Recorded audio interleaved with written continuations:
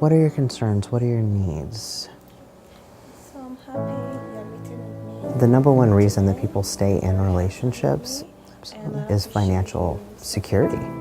Do you have anywhere safe, or do we need to talk about getting you to a safe space? I think that is... They're scared and they're unsure where they need to really start this whole process. What do I do? I know that I have all these debts. I know I'm getting these letters. I know I'm getting these phone calls, but what do I do? How do I make this stop? Without the financial stability of being in a relationship, you don't have anywhere to turn. Oftentimes family and friends aren't able to help or aren't willing to help. Where do I start? I start by asking for help. There are some savings plans that we have that can help you guys get financially stable again. So I am a living example of getting out of that financial abuse, getting out of domestic violence. Just that $25 deposit will be it's a controlling mechanism. Financial abuse can be many different things. It could be money being withheld. It can be money being kind of allowanced out, minimum at certain points. It could be no money. And it really makes me happy inside to know that what I've been through, I'm able to teach other people or explain to other people my experiences, and they can learn from it and help themselves out at the same time.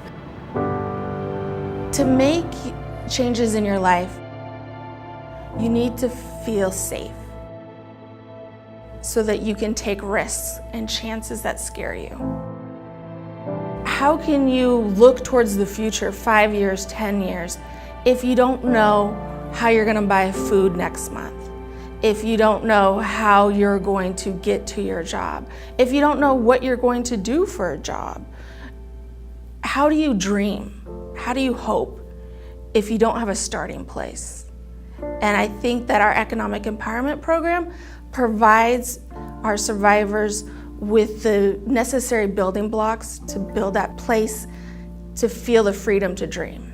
And you can kind of see what you're spending money on. This whole thing, from the empowerment to the shelter to everything about Bradley Engel.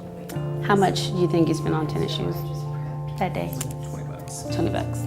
They give you the resources. You have to do your work, and they're there for you, but you have to put your work in too. It's a new start. It was a chance where I could finally breathe. It was like having something on your chest for so long, and now it's gone, and you're able to breathe freely. Bradley Engel has been of all the services that I've used, they have been the best. It's not only the programs, but people like Kenyatta and Chris have been my support. Whether it's been, financial or just whatever, I can talk with them at any time about anything. That means the world to me. It has kept me going, and I've been through some bad times, and I could easily have not stick around, but they've given me the strength. If I can teach a class and teach people about financial abuse, what it is, how to prepare for it, how to avoid it, they're going to tell somebody else, and it's going to go to someone else. And then once it reaches the neighborhood, then the community, people will be more aware of it, and they'll know how to prepare for it.